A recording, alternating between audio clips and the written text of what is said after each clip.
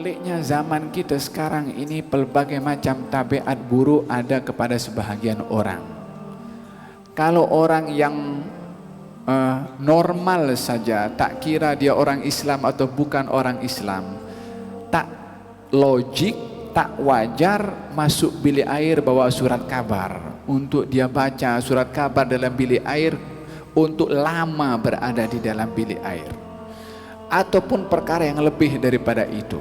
Terkadang pun menyanyi di bilik air, terkadang pun juga perkara-perkara yang tak sepatutnya orang berfikir waras pun tak mungkin akan berfikir seperti itu, tapi akan lebih memeranjatkan kalau yang berbuat itu adalah orang Islam yang diajar oleh nabinya nak masuk bilik air, Allahumma inni a'udzubika minal khubuthi wal khaba'ith, aku berlindung kepada Allah daripada syaitan khubuth dan syaitan khaba'ith, laki-laki dan perempuan ataupun bermaksiat. Kemudian seronok masuk bilik air, duduk lama dalam bilik air, wal iyadzubillah. Sementara itu tempat untuk kita diperintahkan oleh Nabi untuk berlindung kepada Allah daripada bahaya syaitan di dalam bilik air.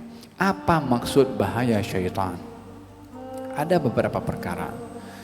Yang pertama adalah daripada dinampak oleh syaitan kita punya aurat. Sebagaimana kita malu aurat kita dinampak orang, kita pun mesti juga malu aurat kita dinampak oleh syaitan.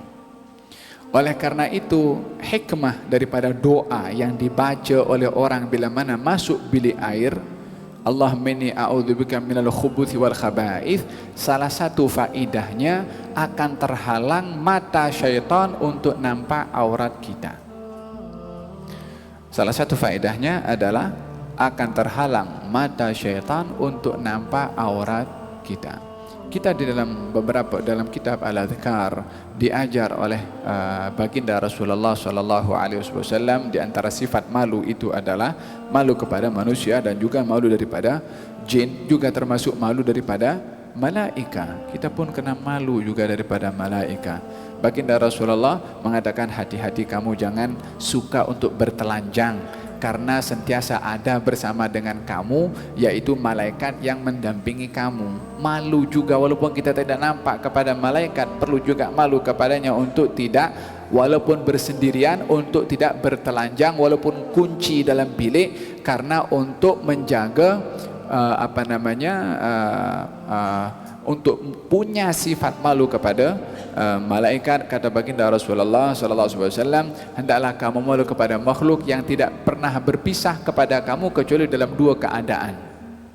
Malaikat tidak pernah berpisah daripada seseorang kecuali dalam dua keadaan, yaitu ketika bersama dengan istri dia menjauhkan diri, dan ketika berada dalam bilik air dia pun menjauhkan diri. Kenapa? Tak nak tengok aurat. Ini malaikat.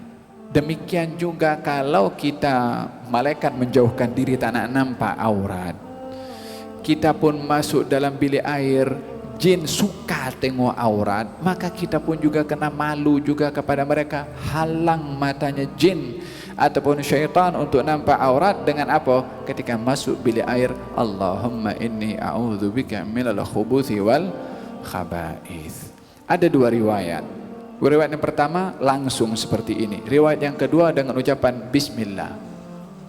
Bismillah, Allahumma inni a'udzubika minal khubuthi wal khaba'ith. Bila ini dibaca sebelum masuk bilik air, yakni di luar bilik air itu. Bismillah, Allahumma inni a'udzubika minal khubuthi wal khaba'ith.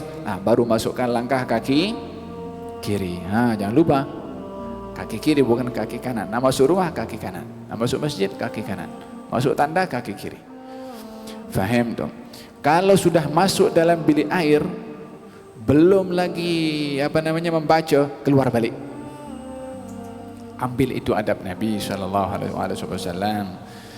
Kecuali kalau sudah berada dalam keadaan yang tidak boleh untuk dia keluar, barulah dia baca di dalam hatinya.